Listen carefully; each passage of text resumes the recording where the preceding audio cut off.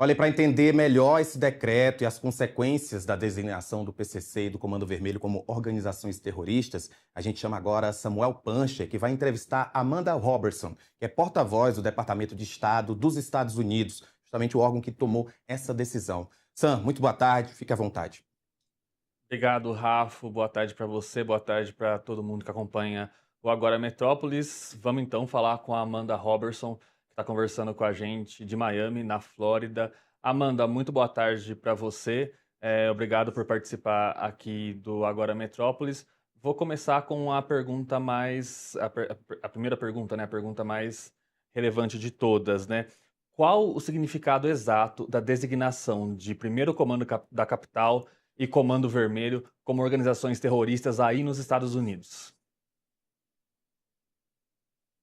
Seu mandato, o presidente Trump está colocando a nossa segurança nacional como a prioridade mais importante. E essas designações ontem, desde os dois grupos, o PC e o PC, o CV e o PCC, são parte dessa estratégia de utilizar todas as ferramentas à nossa disposição para proteger a nossa segurança nacional. Vinha sendo discutido há algum tempo, enfim, no Departamento de Estado e também na Casa Branca. Quem tomou a decisão final? A gente sabe que o anúncio foi feito pelo Marco Rubio, né? Mas de quem foi a decisão final de tomar essa decisão? Então, é responsabilidade e é a decisão do presidente Trump tomar decisões dessas medidas que afetam a segurança nacional dos Estados Unidos. Quero destacar que as designações têm algumas consequências importantes para estes grupos. Primeiro, restrições de vistos. Segundo, bloqueio de todos os seus bens aqui dentro dos Estados Unidos. Também proíbe pessoas dos Estados Unidos de realizar transações com estes grupos e se qualifica como crime fornecer qualquer tipo de apoio ou recursos a estes grupos. Então, realmente, as designações são uma ferramenta muito forte para eliminar estes grupos e acabar com suas atividades. Agora, Amanda, a gente viu nas últimas horas, né, alguns até especialistas no assunto e autoridades falando que essa designação poderia impedir o FBI de investigar essas organizações terroristas estrangeiras. Isso é verdade ou o FBI investiga esse tipo de organização? O FBI e as outras entidades governamentais dos Estados Unidos estão trabalhando dia e noite para identificar ameaças contra os Estados Unidos no Brasil e nos outros países do mundo. Então, obviamente, essas atividades vão continuar. Agora, há um tempo atrás, o Departamento de Estado me disse, né, um porta-voz do Departamento de Estado me disse que essas organizações são uma ameaça também à segurança nacional dos Estados Unidos, né? Você consegue explicar um pouco melhor como é essa ameaça, de que forma, enfim, essas organizações criminosas são um problema também em território norte-americano?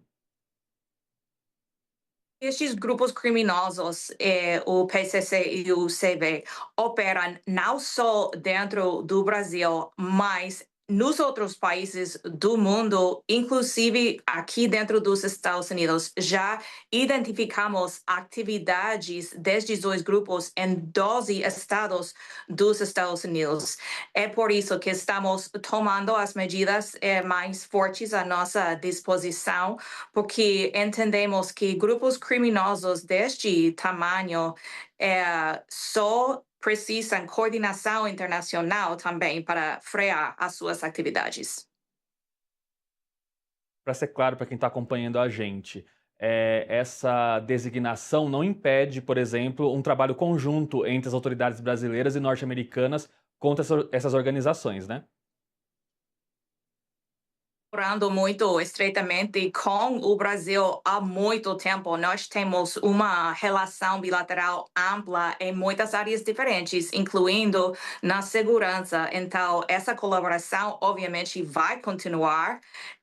Estamos comunicando constantemente com autoridades brasileiras e incentivamos eles também a tomar medidas mais rigorosas para eliminar estes grupos. Outra pergunta que é também relevante, Amanda, é que essa ação faz parte de uma estratégia maior do governo Trump de tentar aí, combater esse tipo de organização criminosa. De que forma isso vem sendo feito, não só com essas facções, mas de modo mais amplo? Importante destacar que estes dois grupos fazem parte de um grupo de 17 organizações criminosas, cartéis, grupos grandes que estão atuando em toda a região, que já foram designadas como organizações estrangeiras terroristas. Então, os Estados Unidos sabemos muito claramente que fazemos parte da região, compartilhamos os mesmos desafios de segurança e precisamos trabalhar juntos para frear e eliminar estes grupos que estão atuando na nossa região.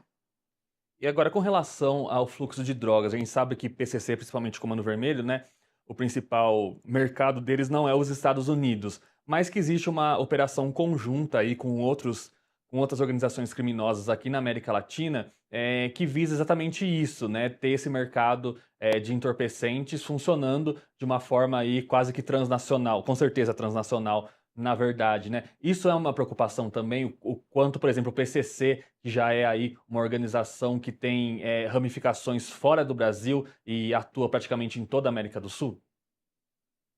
Nos preocupa qualquer grupo ou qualquer indivíduo que apresenta uma ameaça à segurança aos Estados Unidos. Sabemos que com estes dois grupos, o PCC e o CV, não só trabalham no tráfico de drogas, mas também de itens ilícitos, também lavagem de dinheiro, tráfico de pessoas, ataques brutais contra policiais, autoridades e civis. Então, as suas ações realmente são bastante sofisticadas e é por isso que foi necessário utilizar uma medida também muito forte para identificar suas ações e eliminar estes grupos.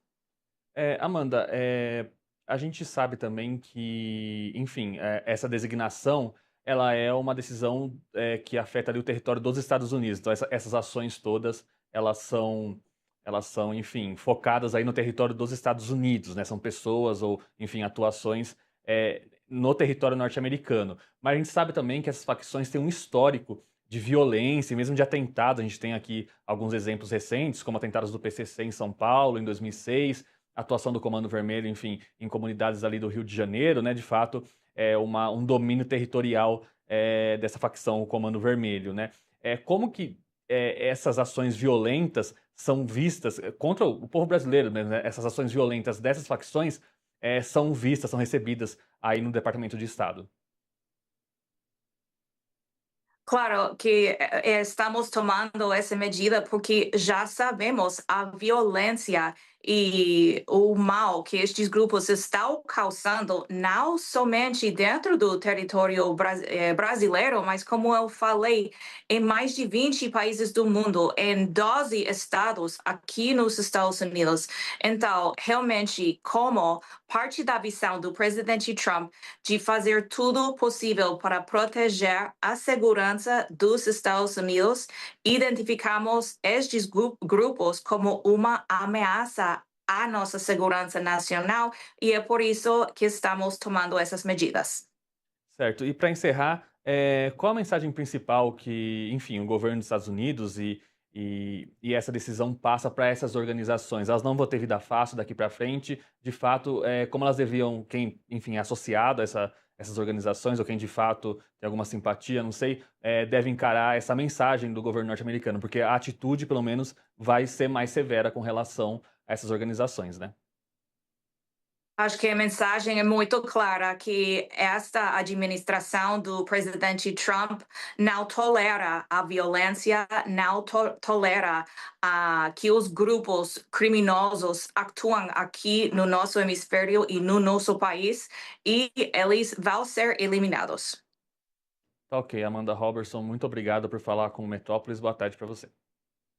Boa tarde. Rafa.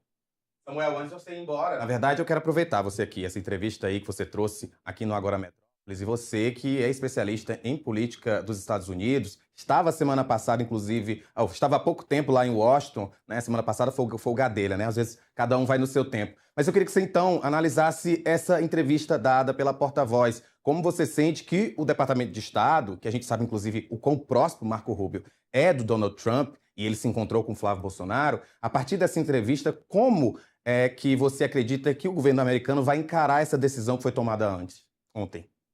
Olha, Rafa, eu acho que foi um pouco esclarecedor por alguns pontos. Primeiramente, ela deixa claro que a cooperação internacional pode continuar, que é um ponto que o governo brasileiro vem batendo aí, inclusive algumas autoridades, né, falando sobre as dificuldades que isso pode criar, algumas até falando que só a CIA pode investigar as facções, e isso não é verdade. A gente destacou isso mais cedo no Agora Metrópolis, agora a gente ouviu direto da fonte aí, né, de uma pessoa que está falando pelo governo norte-americano. Então, de fato, existe aí uma disputa narrativa além do que está no papel ali, o decreto, e é óbvio que a gente tem que avaliar sempre quais são as possíveis consequências além do que está escrito, mas é importante que, pelo menos do que a gente ouviu aí da porta-voz do Departamento de Estado, repetindo, que é o departamento chefiado pelo Marco Rubio, a gente ouviu dela que a intenção não é encerrar a cooperação, a intenção é que os Estados Unidos consideram essas organizações uma ameaça à sua própria segurança e vão agora elevar o nível, elevar a forma como elas tratam, como enfrentam essas organizações. Então, acho que isso é importante por dois motivos. Primeiro, porque a gente tem a versão dos Estados Unidos, então se lá pra frente não for isso que acontecer, a gente tem aí o que de fato eles falaram. E segundo, porque a gente não pode também criar um pânico de que vai haver uma intervenção amanhã dos Estados Unidos no Brasil. Não é isso que está planejando o governo americano, pelo menos em on, né, nem em off, ninguém apurou nada nesse sentido. Então é importante a gente ouvir esse lado, até fazer um contraponto aí do que a gente vem ouvindo, enfim, sobre as possíveis, enfim, o que as pessoas estão conjecturando que isso pode trazer, mas que não está lá no papel. Então, obviamente, é uma suposição. O governo americano, como a gente acabou de ouvir, não tem um plano aí de intervir no Brasil, pelo menos é isso que dá para inferir do que a Amanda falou, né, Rafa? Samuel, muito obrigado por participar com a gente aqui no Agora Metrópolis, obrigado por trazer a entrevista e, claro, qualquer novidade nesse assunto que envolva Donald Trump, você está sempre convidado para vir aqui. Valeu, Rafa. Olha, eu vou pedir para minha